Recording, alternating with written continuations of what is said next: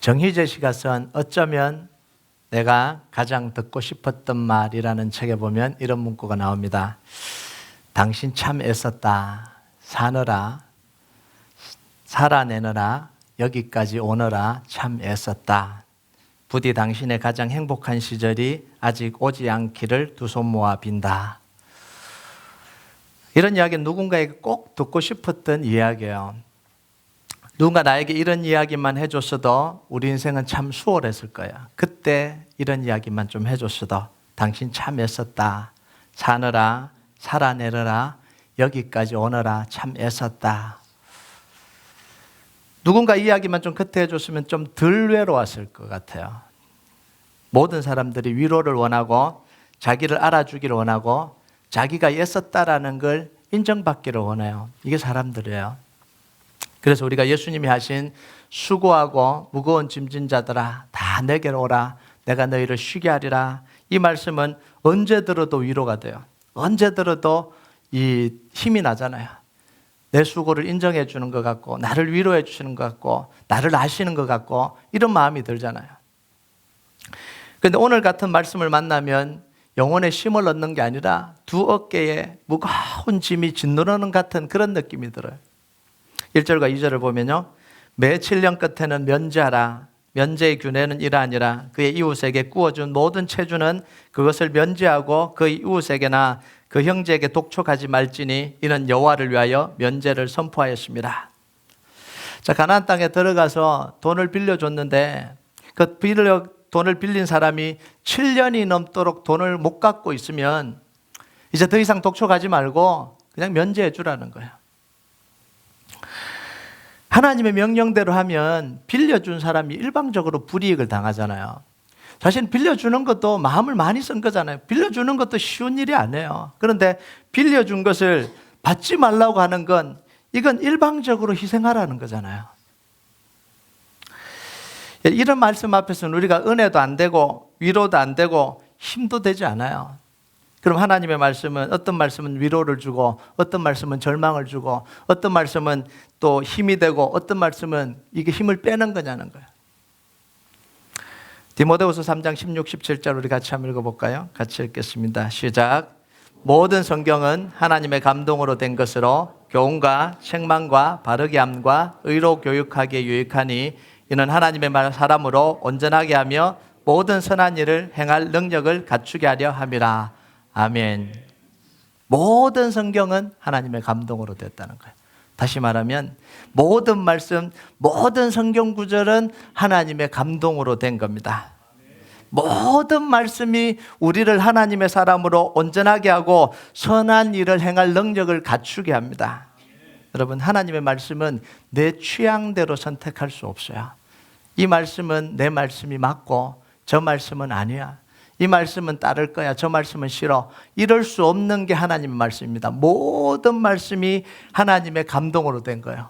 모든 말씀에 순종하고 모든 말씀에 힘을 얻고 모든 말씀을 통해서 우리가 하나님의 사람으로 온전해집니다. 그럼 오늘 말씀을 통해서 우리에게 하나님이 말씀하시려고 하는 게 뭐냐는 거예요. 하나님이 명령하실 때는 두 가지 큰 전제가 깔려 있습니다. 항상 하나님이 말씀하셨기 때문에 이 두 가지 전제를 깔고 들어야 돼요. 그게 뭐냐면 첫 번째는 하나님이 우리에게 하신 어떤 명령도 부당하거나 너무한 건 없어요. 부당하거나 너무한 걸 요구하신 적은 없어요. 하나님 이스라엘 백성들에게 말씀하시기 전에 꼭 먼저 말씀하시는 게 바로 이 구절입니다. 신명기 5장 6절 같이 읽겠습니다. 시작. 나는 너를 애굽 땅 종되었던 집에서 인도하여 낸 내 하나님 여호와라. 여러분, 이게 그냥 한 구절인 같은데 굉장한 의미가 있는 거예요. 이스라엘 백성들은 자기의 전 인생을 탕감받은 사람들이에요. 하나님으로부터. 평생 바로 왕의 노예가 되어서요, 자손 대대로 고된 노동을 하고 말도 안 되는 착취를 해도 어쩔 수 없이 견디고 살아야 될 인생이 바로 이 이스라엘 백성들이었어요. 자기 인생뿐만 아니라 자기 이 아들, 손자, 그 밑에 정손자, 고손자 다 이게 자기들의 운명이었어요. 그런데 하나님은 아무런 조건 없이 이들의 채무를 탕감해 준 거예요. 이들의 빚을 갚아준 거예요. 이게 출애굽 사건입니다. 이것에 비하면 형제를 위하여 7년에 한 번 작은 빛을 탕감해 주는 일은 너무나 쉬운 일이잖아요. 너무나 작은 일이잖아요. 여러분, 우리가요, 내가 해야 되는 것에서부터 출발하면 항상 부당하고 억울하고 너무하다는 생각을 듭니다. 내가 왜 이걸 해야 돼? 너무 억울하고 부당하고 너무하다는 생각이 자꾸 들어요. 그런데 내가 받은 것에서부터 출발하면요, 내가 해야 될 게 너무나 적은 거라는 사실을 알게 됩니다. 내가 받은 은혜를 생각하면요, 내가 받은 사랑을 생각하면요, 내가 지금까지 받아 누렸던 뭐예요? 은혜를 생각하면 내가 해야 될 건 정말 보잘것없는 일이에요. 여러분, 그런데 이런 사람들 있잖아요. 내가 받은 것에서부터 출발해도 부당하다는 생각이 들어요. 난 준 게 더 많아. 받은 것보다 준 게 더 많아. 이건 어떤 사람이냐면 의인이 아니라 양심에 화에 맞은 사람들이에요. 그럴 수가 없어요. 정말 하나님의 은혜가 뭔지를 모르면 그 이야기를 할 수 있어요. 정말 하나님의 은혜가 모르면 내가 부당하다 이렇게 할 수 있어요. 그런데 하나님의 은혜를 알면 그럴 수가 없어요. 내가 아직도 준 게 많다고 생각하면 잘 생각하셔야 돼요. 내가 아직 하나님의 은혜를 체험하지 못했구나. 좀 더 심각하게 말하면 내가 구원받지 못했구나. 여러분, 마태복음 18장에 나오는 악한 사람이 나오잖아요. 주인으로부터 평생 갚아도 못 갚을 1만 달란트의 빚을 탕감받았어요. 그런데 그 탕감받고 나오는 그 길에 자기에게 100데나리온 빚진 친구를 만나서 멱살 잡고 안 갚는다고 옥에 가둬버렸어요. 한 데나리온은 하루치 월급입니다. 한 달란트는 16년치 월급입니다. 그럼 1만 달란트는 얼마나 되죠? 16만 년 월급이에요. 16만 년. 16만 년 월급을 탕감받고 나오는 그 길에 100일치 일당을 떼먹었다고 멱살 잡고 옥에 가둬버리는 이런 악한 종이라는 거예요. 여러분, 우리가 여기서 눈여겨봐야 될 게 있는데요. 하나님은 이스라엘 백성들에게 당연히 요구할 수 있어요. 당연히 명령할 수 있어요. 왜냐하면 평생 탕감받게 해줬잖아요. 평생의 노동을 탕감해 줬잖아요. 7년 동안 한 거 그거 못하냐? 해라라고 명령하실 수 있어요. 요구하실 수 있어요. 그런데 하나님의 명령에는 강제성을 두지 않았습니다. 사랑으로 순종하기를 원하세요. 이게 하나님이에요. 하나님 우리에게 인격적으로 대하시는 거예요. 인격적으로. 하나님 그러실 수 있잖아요. 명령해서 안 들으면 그냥 벌하실 수 있잖아요. 그런데 하나님 그렇게 하지 않으세요. 충분히 그럴 수도 있는데도 불구하고 사랑으로 순종하기를 원하십니다. 그리고 사랑으로 순종할 때 하나님은 또 복을 주시는 거예요. 얼마나 인격적이에요. 가끔씩 그런 분들을 제가 만납니다. 목사님, 왜 하나님이 우리로 하여금 죄를 지을 수 있게 하셨어요? 죄 안 짓게 만드시면 안 돼요? 그잖아요. 유혹에 안 넘어가게 좀 만드시면 안 돼요? 하나님만 섬기도록 해놓으면 되잖아요. 왜 그렇게 유혹에 넘어가게도 하시고 이렇게 하시냐고요. 몰라서 하는 이야기예요. 하나님 지금 우리를 인격적으로 대우하시는데 노예처럼 대하라 이런 이야기를 지금 하고 있는 거예요. 말이 안 되는 이야기잖아요. 하나님은 우리를 철저하게 인격으로 대우해 주십니다. 얼마나 감사한 거예요. 두 번째는요, 우리 인생은 하나님의 손에 달려있고 하나님은 우리 인생을 반드시 책임지신다는 사건, 이 두 전제가 있어요. 특히 하나님의 말씀을 따른 사람에 대해서는요, 하나님은 하나님의 이름을 걸고 책임지십니다. 이게 우리 하나님이에요. 우리는 우리 목숨 걸고 지킨다 그러잖아요. 하나님은 뭐라고 표현하냐면 내 이름을 걸고 지키겠다 이렇게 이야기를 해요. 그럼 4절을 같이 한번 읽어볼까요? 4절 같이 읽겠습니다. 시작. 내가 만일 내 하나님 여호와의 말씀만 듣고 내가 오늘 내게 내리는 그 명령을 다 지켜 행하면 내 하나님 여호와께서 내게 기업으로 주신 땅에서 내가 반드시 복을 받으리니 너희 중에 가난한 자가 없으리라. 자, 하나님 말씀대로 7년에 한 번씩 빛을 탕감해 주면 어떤 일이 일어나요? 경제적인 손해를 입게 됩니다. 이게 반복되면 뭐겠어요? 경제적으로 계속해서 손해 나잖아요. 그런데 하나님은 정반대의 이야기를 하시는 거예요. 그렇게 하면 오히려 경제적으로 부유해지고 복받게 될 것이다 이렇게 이야기를 해요. 자, 그 내용이 뭐냐면 6절이에요. 6절 같이 읽겠습니다. 시작. 내 하나님 여호와께서 내게 허락하신 대로 내게 복을 주시리니 내가 여러 나라에 꾸어줄지라도 너는 꾸지 아니하겠고 내가 여러 나라를 통치할지라도 너는 통치를 당하지 아니하리라. 여러분, 경제적으로 손해를 보면 경제적으로 약해질 거고 그 결과적으로 어떻게 돼야 돼요? 다른 나라에 비해서 국력이 떨어질 거고 다른 나라의 지배를 당해야 되는 거예요. 이게 경제적인 원리입니다. 그런데 하나님은 뭐라고 이야기해요? 꾸어줄지라도 꾸지 않을 것이다. 통치할지라도 통치당하지 않을 것이다. 지금 이게 무슨 이야기 하는 거예요? 경제의 흐름을 거스리는 큰 손이 역사하고 있다는 이런 이야기예요. 하나님 여호와께서 내게 허락하신 대로 복을 주실 것이다. 하나님의 큰 손이 움직이고 있다는 거예요. 여러분, 경제적인 원리, 경제의 원리를 따라가는 사람들에게는 철저하게 경제 원리가 적용됩니다. 하나님 말씀의 원리를 따라가는 사람들에게는 철저하게 하나님의 말씀의 원리가 적용이 돼요. 하나님의 큰 손이 움직이기 시작한다는 거예요. 여러분, 경제적인 원리를 따라 살았던 이 롯, 정확하게 경제적인 원리를 따라갔습니다. 아브라함과 같이 거하다가 아브라함과 싸우니까 요단 동쪽편 물이 많은 지역을 선택을 했습니다. 경제적인 논리를 따라 선택을 했습니다. 그 다음 계속해서 경제적인 논리를 따라서 소돔과 고모라 지역으로 움직여갑니다. 경제 논리를 따라갔어요. 그런데 결국은 어떻게 되죠? 경제적으로 더 힘이 센 그돌라 오멜과 동맹군들이 와서 이 롯이 쌓았던 모든 경제를 다 빼앗아가 버립니다. 이게 경제 원리예요. 여러분, 경제적으로 막 그 작은 기업들이 막 살아나려고 그러다가 더 큰 기업이 혹 잡아먹어 버리잖아요. 이게 경제 논리거든요. 그래서 아브라함의 도움으로 다시 회복됐습니다. 그랬으면 다시 아브라함과 함께 믿음으로 살아야 되는데 다시 경제 논리를 따라서 소돔과 고모라로 들어가 버려요. 어떻게 되죠?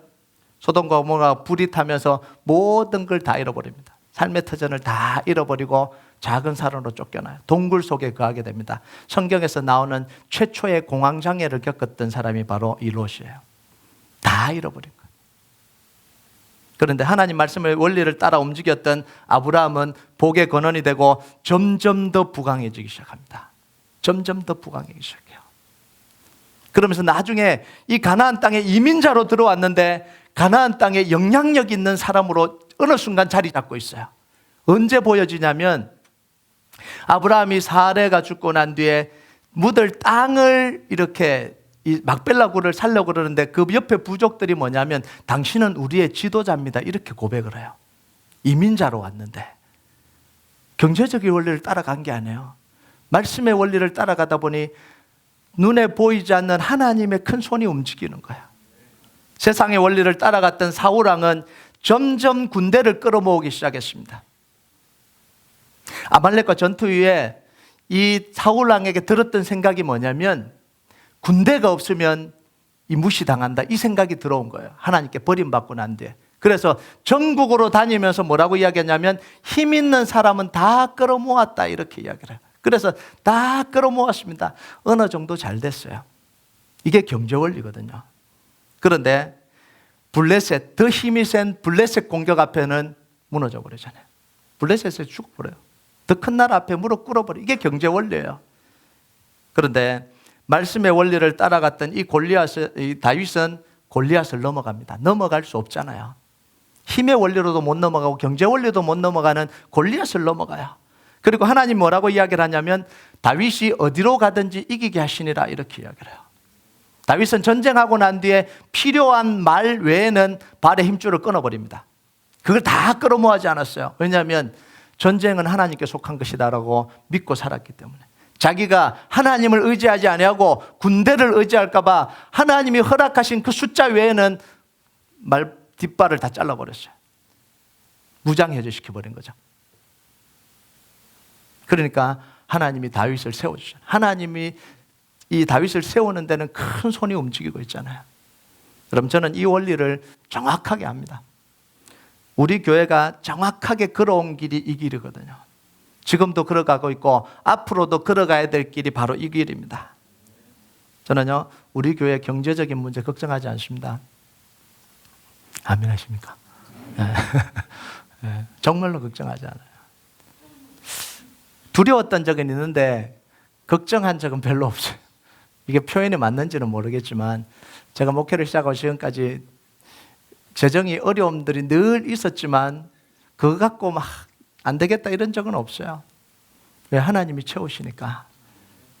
2007년도에 돈이 없어서 더 이상 우리가 교회에서 예배를 드릴 수 없는 상황이 됐습니다. 코린토에 있을 때 예배 모이면 시청에서 한 번 모일 때마다 1,000불 벌금을 매기겠다고 그렇게 이 사이테이션 날라온 때였어요. 그래서 우리 운영원들이 모여서 같이 기도하는데 제가 부탁을 했습니다. 돈만 있으면 해결되는데 돈은 계산하지 말고 하나님이 우리가 여기 있기를 원하시는지 여기를 떠나기를 원하는지 기도하고 2주 뒤에 만나자 그랬어요. 제가 부탁을 드렸어요. 돈 문제인데 돈 계산하지 말자. 하나님 이곳에 있게 하시면 돈 문제를 해결하실 거고 아니면 우리는 가는 거니까 돈 계산하지 말고 2주 동안 하나님의 음성만 듣고 오라라고 제가 부탁을 드렸어요. 그리고 2주를 기도했어요. 2016년 우리 교회가 갈 곳이 없었습니다. 재정은 마이너스였고요. 돈은 하나도 없었습니다. 200만 불, 그때 200만 불 되는 지금의 이 교회를 하나님이 주시겠다고 약속의 말씀만 믿고 우리가 결정을 했잖아요. 그때 주신 말씀이 바로 오늘 6절 말씀이에요. 오늘 6절 말씀이 바로 그 말씀이에요. 이 6절 말씀에 우리가 200만 불을 걸은 거예요. 놀랍지 않아요? 돈 하나도 없는데 이 말씀 한 구절에 200만 불을 걸었다고요. 200만 불을. 그 결과는 여러분들 더 잘 아시잖아요. 어떻게 됐는지. 그 결과가 어떻게 됐는지 여러분 더 잘 아시잖아요. 우리 교회가 경제적인 원리를 따라가기를 거부하고 하나님의 말씀의 원리를 따르기로 결정했기 때문에 말씀의 역사가 일어나는 거예요. 이게 우리가 일으킨 역사가 아니죠. 우리가 붙들어 봐야 얼마나 말씀을 강하게 붙들겠어요. 하나님이 주신 은혜예요. 그 보잘것없는 우리가 연약한 우리가 하나님 말씀 붙들어 보겠다고 하니까 하나님이 부어주신 은혜예요. 저는 그렇게 복권을 안 삽니다. 복권을 안 사는 이유가 두 가지예요. 하나는 확률이 없기 때문이고요. 두 번째, 복권을 당첨됐을 때 그 돈을 컨트롤할 자신이 없어요. 저는 말씀을 붙들어요. 왜냐하면 말씀은 100% 당첨이거든. 그래서 말씀을 붙들어요. 그래서 200만 불을 올려놓을 수 있었던 거예요. 이 말씀 하나에 200만 불 걸 수 있었던 이유가 뭐냐면 하나님의 말씀의 능력을 알기 때문에 그런 거예요. 여러분, 우리 교회는 100만 불을 선교지로 흘려보내고 200개 나라 선교팀을 파송하는 비전으로 향해 나아가고 있습니다. 하나님이 넘치도록 채워주실 겁니다. 근데요, 목표 안 세우잖아요. 1년에 몇만 불 흘려보내자 목표 안 세웁니다. 세울 필요가 없어요. 어떻게 목사님 흘려보내요? 하나님 주실 거거든요. 안 주시면 어떻게 해요? 안 하면 되는 거예요. 그잖아요. 우리가 세운 목표 아니잖아요. 뭐 그거 갖고 안 달래고 막 쥐어짜고 그럴 이유가 뭐가 있어? 하나님 우리에게 주신 마음을 주셔서 우리가 가는데 주시면 보내는 거고 안 주시면 안 보내면 되는 거잖아요. 예. 편하죠? 예. 자꾸요 교회가 목표를 세우고 뭘 해야 된다 쥐어짜. 그건 우리 목표죠. 하나님이 주신 목표가 마음 주시면 마음에 순종하고 기도하는 거예요. 하나님 주시면 하는 거고 안 주시면 안 하는 거고. 아멘 하십니까? 그래서 이사야 60장 5절을 놓고 우리가 기도하잖아요. 같이 한번 볼까요? 같이 읽겠습니다. 시작. 그때 내가 보고 기쁜 빛을 내며 내 마음에 놀라고 또 화창하리니 이는 바다의 부가 내게로 돌아오며 이방 나라들의 재물이 내게로 옵니다. 새벽 기도 온 사람들은 알 겁니다. 매일 기도합니다. 하나님 바다의 부와 이방의 재물이 교회로 흘러오고 교회가 든든하게 세워져서 전 세계를 향해서 마음껏 복음 흘려보낼 수 있도록 하나님 도와주십시오. 그러니까 하나님께서 막 보내주시잖아요. 네. 가끔씩은 다른 주에서 전화가 와요. 목사님 11조를 우리 교회 보냈으면 좋겠습니다. 이렇게 말씀 듣고 목사님 말씀 들었어요. 11조를 우리 교회 보냈으면 좋겠습니다. 이런 분들이 가끔씩 계세요. 그럼 제가 뭐라 그럴게요? 11조는 섬기는 교회다 내시는 겁니다. 이럽니다. 잘했죠? 네, 원래 그래요. 맞아요. 11조는 섬기는 교회다 내십시오. 그게 맞는 겁니다. 네. 근데도 보내는 분들이 있어요. 그런데도 뭐 어쩔 수 없죠. 그런 건 어쩔 수 없어요. 가르쳐 줬는데도 그럼 어쩔 수 없어요. 여러분, 지난주에 제가 새벽 기도하다가 놀랐어요. 왜 놀란지 아세요? 모르고 있다가 지난주에 특히 목요일 날인가 금요일 날인가 딱 봤는데 남자들이 너무 많은 거예요. 이 새벽 기도에 남자들이 너무 많은 거예요. 이 여자들만 가득 찼던 이 교회가 갑자기 남자들이 막 남자들이 막 10명씩 나와서 지금 새벽 기도를 하는 거예요. 그럼 왜 이렇게 됐겠어요? 작년에 우리가 1월부터요 가장을 세우고 남편을 세우고 하나님 나라를 위해서 가정이 회복되기로 기도하니까, 사실 이런 말 하면 안 되는데 그 기도 시작할 때 큰 기대가 없었어요. 제가 원래 그러잖아요. 큰 기대가 없었는데, 근데 하나님이 그렇게 이루어가시죠. 어느 순간 순식간에 바꿔버리시는 거예요. 네. 이게 놀라운 거예요. 자, 그럼 이제 오늘 말씀을 우리가 어떻게 적용해야 되냐? 자, 빌려준 돈을 그럼 다 탕감해야 됩니까? 자, 빌려준 돈 중에 7년 지난 사람들은 다 탕감해 줘야 돼요. 지금 가슴이 지금 막 무너지는 분들이 계세요. 돈 빌려준 분들이 지금 가슴이 막 무너져. 여러분, 말씀은 문자대로 적용하는 거 아닙니다. 하나님이 의도하신 원리를 따라서 적용하는 거예요. 문자대로 한다 이러니까 이단들이 많이 나오는 거예요. 이게 아닌데 영적 원리를 따라서 적용하는 거예요. 하나님 왜 7년에 한 번씩 빚진 것을 다 탕감시켜 주라고 그랬을까요? 실패한 사람들에게 다시 일어날 기회를 주라는 거예요. 이게 하나님의 명령이에요. 빚졌다는 건 뭐예요? 노력하다 실패했다는 거예요. 해보려고 하다가 실패했다는 거예요. 그래서 빚진 거예요. 7년 동안 못 갚았다는 건 뭐냐면 이 사람은 갚을 능력이 없는 거예요. 7년 동안 갚으려고 했는데도 갚을 능력이 없는 거예요. 그럼 앞으로 이 사람이 갚을 능력이 있겠어요? 없겠어요? 없는 거죠. 그럼 이 사람이 이 빚을 지고 어떻게 다시 일어나고 어떻게 다시 시작을 하겠어요? 그러니까 그 눌린 짐을 벗겨주라는 거예요. 다시 일어날 수 있도록 다시 기회를 주라, 이런 이야기예요. 신명기 15장 12절에 18절부터 안 읽었는데 똑같은 원리예요. 이스라엘 백성들이 종으로 잡혀오면 평생 종으로 살게 하지 말고 6년 동안 종으로 있다가 7년 때는 풀어주라는 거예요. 그러면서 뭐 하라고요? 다시 시작하도록, 다시 일어나도록. 왜 종이 됐어요? 노력하다가 망했으니까, 노력하다가 안 됐으니까, 실패했으니까 종이 된 거잖아요. 다시 풀어주면서 다시 일어날 기회를 주고 다시 시작할 수 있도록 해주라는 거예요. 그러면서 뭐라고 이야기를 하냐면 빈손으로 보내지 말고 손에다가 가득 쥐어주고 보내라는 거예요. 이게 뭐예요? 다시 시작할 미천 주라, 이런 이야기예요. 다시 시작할 미천 주라고. 하나님이 얼마나 놀라운 지금 말씀을 하시는 거예요. 50년이 희년째거든요. 희년째는 뭐냐면 땅을 돌려주라고 이야기를 합니다. 땅을 저당 잡아서 했는데 이제는 땅까지 돌려줘서 다시 시작할 수 있도록 하라, 이렇게 이야기를 해요. 이게 하나님의 원리예요. 여러분, 왜 예수님이 우리를 위해서 십자가에 돌아가셨죠? 우리가 죄의 짐을 지고는 다시 일어날 수가 없으니까 예수님이 십자가 지고 우리 짐을 내려주신 거예요. 우리 스스로는 죄를 해결할 수 없으니까, 우리 스스로는 이 사탄의 종놀에서 벗어날 수 없으니까 예수님이 십자가로 사탄의 권세를 깨주신 거예요. 우리가 가진 죄의 문제를 해결해 주지 않으면, 사탄의 권세를 하나님이 깨트려 주지 않으면 우리는 영원히 하나님의 진노 속에 눌려서 살다가 지옥 갈 수밖에 없기 때문에 다시 시작하는 건, 다시 일어나는 건 꿈도 못 꾸니까 그걸 해결해 주신 거예요. 이게 십자가 사건이에요. 우리를 사랑하신 하나님이 예수님을 십자가에 희생시키시면서요, 우리 죄를 탕감해 주시고 사탄의 권세에서 완전히 벗어나게 해주셨어요. 그리고 근데 잘 보면요, 그냥 자유만 주시지 않습니다. 하나님의 자녀로 삼아주시고요, 울타리가 되어주잖아요. 자녀 삼아주시고 성령님을 우리에게 보혜사로 주셔서 평생 우리를 지키시고 인도해 가도록 하잖아요. 그리고 예수님의 이름을 주셔서 기도할 수 있는 능력과 특권을 주시죠. 자녀의 특권을 주시잖아요. 이게 뭐예요? 다시 시작할 수 있도록 기반을 다 마련해 주신 거예요.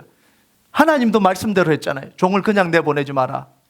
두 손 들려서 보내라. 우리를 구원해 주시고 이제 너네끼리 자유롭게 잘 살아 그랬으면 어떻게 다시 시작해요? 어떻게 일어나요? 그러니까 하나님의 자녀의 울타리를 쳐주시고요, 성령님 우리에게 주시고요, 기도의 능력과 예수님 이름의 능력을 우리에게 주셔서 다시 시작하고 일어날 수 있도록 모든 걸 다 준비해 주신 거잖아요. 7절과 8절을 보면 이렇게 이야기합니다. 같이 읽겠습니다. 7절과 8절 시작. 내 하나님 여호와께서 내게 주신 땅 어느 성읍에든지 가난한 형제가 너와 함께 거주하거든 그 가난한 형제에게 내 마음을 완악하게 하지 말며 내 손을 움켜쥐지 말고 반드시 내 손을 그에게 펴서 그에게 필요한 대로 쓸 것을 넉넉히 구워주라. 정확하게는 하나님이 우리 이 성전 주실 때 주신 말씀이 뭐냐면 6절, 7절, 8절 말씀이에요. 제가 이 말씀을 받고요, 이 건물을 처음 와봤을 때 놀랐어요. 이 건물 보기 전에 이 말씀 주셨거든요. 이 건물 오니까 이 건물에 6개 교회가 세대로 살고 있더라고요. 나누어서 시간별로 막 토요일날, 막 주일날 오전, 오후, 막 주중 막 다 나눠서 살고 있어요. 그걸 보면서 제가 깜짝 놀랐어요. 하나님 이거였어요? 내가 허락하신 대로 복을 주실 것이니 주실 거라고 믿고 왔는데 보니까 이 뭐라고 이야기해요? 가나안 땅에 들어가거든 너는 마음을 완악하게 하지 말고 손을 움켜잡아서 가난한 형제를 학대하지 말라 이런 거예요. 그때 제가 여기에 들어와서 결정한 게 있어요. 뭐냐면 하나님 우리 교회가 여기 들어와도 한 교회도 우리 손으로 내보내지 않습니다. 그때 결정했어요. 왜요? 하나님 우리에게 은혜로 허락한 것을 우리가 불편하다고 다 내보낼 수는 없잖아요. 그래서 한 교회도 우리가 내보낸 교회가 없어요. 지금까지 한 교회도 내보낸 교회가 없어요. 아무리 불편해도 안 내보냈어요. 지금도 몇 교회가 지금 쏘고 있는데요. 혹시나 여러분이 불편하시더라도 여러분 참으시기를 바랍니다. 네. 우리가 은혜로 받았잖아요. 우리가 불편하다고 그분들을 내보내면 어디서 예배를 드려요? 예배라도 마음껏 드려야 되는데 어디서 그러겠어요? 앞으로 조금 불편하더라도 여러분이 마음을 열고 잘 받아주시길 주님의 이름으로 축복합니다. 네. 여러분 우리가 누군가를 일으키기 위해서 희생을 하고 투자한 건 하나님이 절대로 손해보지 않게 해주십니다. 누군가 세컨 찬스를 주기 위해 산 것이라면 하나님이 기뻐하신 겁니다. 우리가 저분들이 예배를 잘 드리기 위해서 우리가 좀 프로그램하고 하는 게 좀 불편해지더라도 손해보지 않아요. 하나님 목사님 우리 지금 활동을 다 해야 되는데 우리 교회가 지금 해야 되는데 못하고 있잖아요. 그거 못해도 하나님은 그것 때문에 손해볼 일 없게 만드십니다. 이게 하나님이에요. 여러분 9절을 볼까요? 9절 같이 읽겠습니다. 시작. 삼가 너는 마음에 악한 생각을 품지 말라. 곧 이르기를 일곱째 해 면제년이 가까웠다고 내 궁핍한 형제를 악한 눈으로 바라보며 아무것도 주지 아니하면 그가 너를 여호와께 호소하리니 그것이 내게 죄가 되리라. 이게 무슨 이야기냐면 7년째가 되면 면제해 줘야 되잖아요. 6년째가 됐는데 형제가 너무 힘들어서 자기를 찾아와서 도와달라고 찾아왔어요. 근데 마음이 생각할 때 내년 되면 이게 돈을 안 내도 되니까 너무 아까운 거예요. 못 받으니까. 그래서 악하게 대하고 돈을 빌려주지 않고 이 형제를 쫓아보내고 이러지 말라는 거예요. 그 형제가 고통으로 호소하면 형제를 돕지 않은 사람의 죄가 된다 이렇게 이야기를 해요. 자, 이건 뭘 전제를 하냐면 그 형제를 충분히 도울 여력이 되는 전제 하에서 하는 이야기입니다. 없는 돈 막 빌려서 막 갖다 주고 이런 게 아니라 충분히 그럴 여력이 되는데 자기가 생각할 때 머리로 생각해 보니까 못 받을 것 같거든요. 그러니까 그렇게 해서 악하게 대하지 말라 이런 이야기야. 여러분 왜 어려운 형제를 돕지 않으면 그게 죄가 돼요? 형제의 일어날 기회를 빼앗았기 때문에 그래요. 형제가 살아보려고 발버둥 치는데 그들을 악한 눈으로 보고 무시하고 짓밟았기 때문에 그렇다라는 거예요.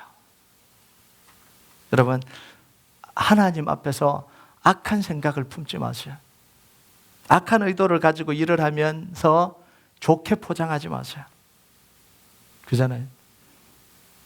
마음의 의도는 내년이 되면 내가 못 받을 거라는 걸 알기 때문에 거절하는데 마치 나는 능력이 안 돼요. 미안해요. 이렇게 악하게 포장하지 말라는 이야기예요. 자, 그럼 문제가 뭐냐면 사람은 속일 수 있어요. 그 사람은 속일 수 있어요. 그런데 하나님은 속일 수가 없잖아요. 하나님 우리를 진심을 바라보시거든요. 진심으로 보시기 때문에 그래요. 그래서 10절에 보면 하나님이 이렇게 이야기하십니다. 같이 한번 읽어볼까요? 시작. 너는 반드시 그에게 줄 것이요 줄 때는 아끼는 마음을 품지 말 것이니라. 이로 말미암아 내 하나님 여호와께서 내가 하는 모든 일과 내 손이 닿는 모든 일에 내게 복을 주시리라. 하나님 뭐라고 하냐면 너는 반드시 그에게 주라. 줄 때는 아끼는 마음을 품지 말라. 여러분 반드시 주라는 이건 하나님의 장담이에요. 뭐냐면 이렇게 할 때 뭐 한다고요? 여호와께서 내가 하는 모든 일과 내 손이 닿는 모든 일에 내가 복을 주시리라. 이렇게 이야기해요. 이건 뭐냐면 나를 믿으라는 거야. 나를 믿으라는 거야. 내가 반드시 너를 복 줄 것이다. 이렇게 이야기를 해요. 너가 그것 때문에 손해보지 않게 해두겠다고 하나님이 장담하시는 거예요. 하나님이 보증 서시는 거예요. 여기까지 하면 조금 제가 우려가 됩니다. 예. 어려운 사람이 교회 속에 막 금전거래가 막 일어나고 막 어려우면 막 돈 빌리고 막 그런 말씀 안 해요. 제가 조금 더 나중에 설명할 거예요. 여러분 교회 안에서는 금전거래가 이루어지지 않는 게 좋습니다. 은혜 베푸는 것 외에는 돈 거래하지 마시기 바랍니다. 개하는 것도 안 하는 게 좋습니다. 성도들끼리는 돈이 왔다 갔다 하지 않는 게 좋습니다. 은혜 베푸는 게 아니라면. 자 보세요. 그럼 달라고 하면 다 줘야 되냐는 거예요. 하나님 이렇게 명령하셨으니까 힘든 사람이 달라고 하면 다 줘야 되냐는 거예요. 자기를 이용하려고 의도를 알면서도 달라고 하면 그거 속아줘야 되는 거예요. 하나님의 말씀이니까. 무조건 주라 그러니까. 그게 아니에요. 이건요 무조건 해야 된다는 법이 아니에요. 이게 법이라면 이방인에게도 하라고 그랬을 거예요. 3절에 뭐라고 이야기를 해요? 이방인에게는 내가 독촉하려니요. 이방인 독촉하래요. 내 형제에게는 구워준 것을 내 손에서 면제하라. 이렇게 이야기해요. 이걸 좀 해석을 하면 이런 거예요. 정말 일어나기를 간절히 바라는, 정말 다시 시작하는 형제를 돕기 위해서 그렇게 하라. 이런 이야기예요. 무조건 그렇게 하라는 게 아니라 힘들면 그냥 다 주라 이런 이야기가 아니에요.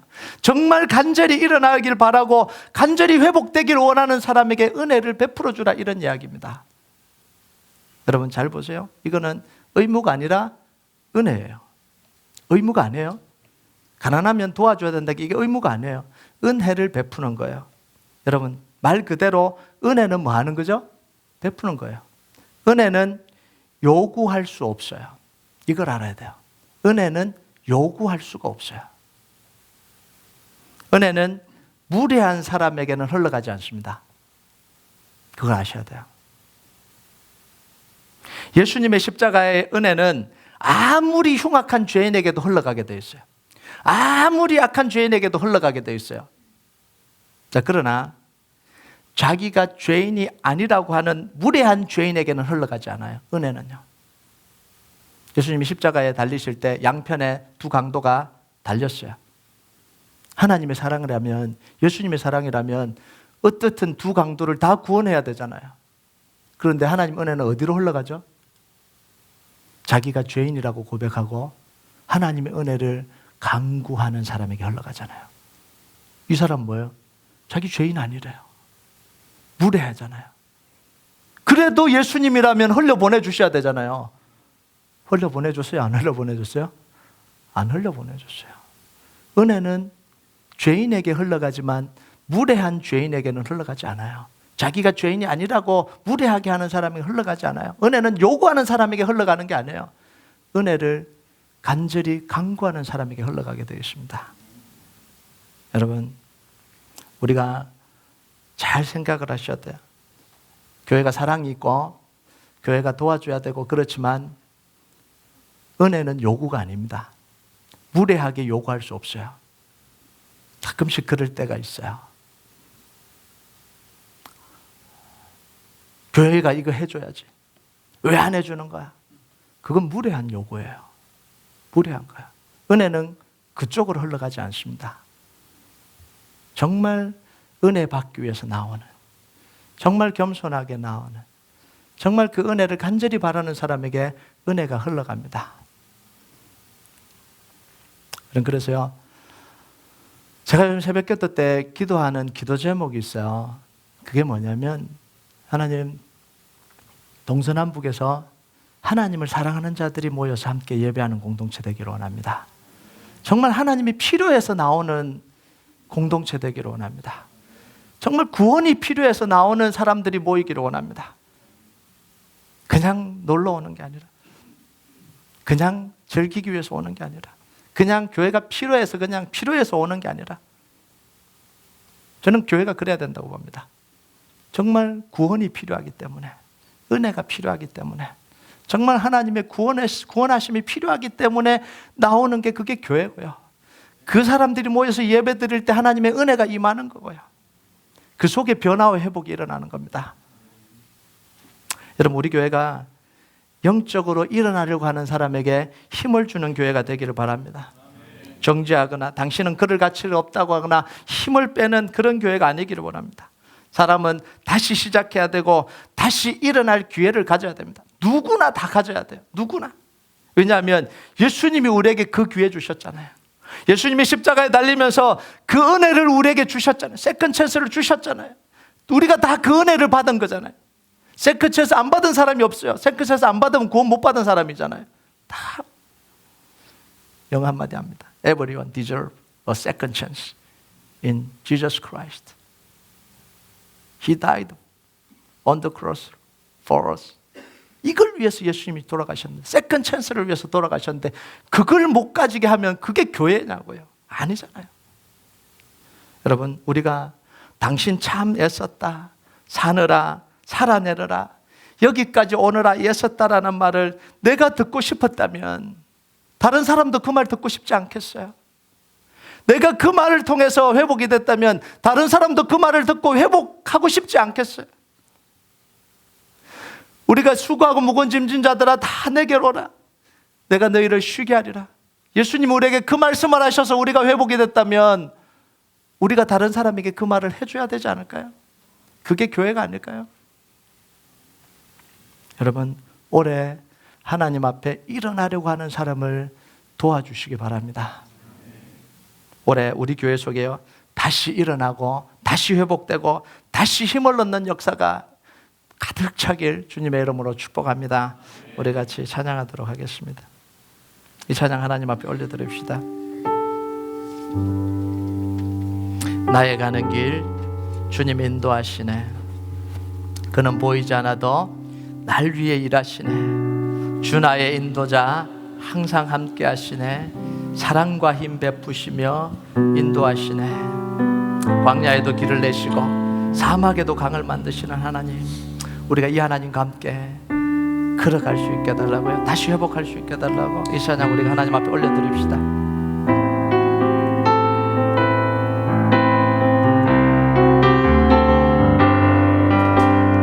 나의 가는 길 주님 인도하시네. 나의 가는 길 주님 인도하시네. 그는 보이지 않아도 우리를 위해 일하시는 분입니다. 날 위해 일하시네. 주 나의 인도자 항상 함께 하시네. 사랑과 힘 베푸시며 사랑과 힘 베푸시며 인도하시네. 인도하시네. 나의 가는 길 주님 인도하시네. 나의 가는 길 주님 인도하시네. 그를 보이지 않아도 날 위해 일하시네.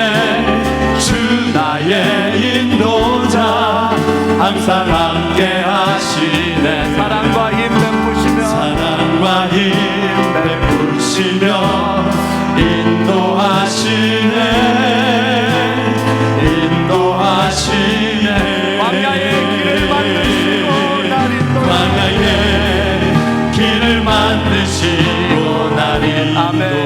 사막의 강 만드시고 보라. 사막의 강 만드시고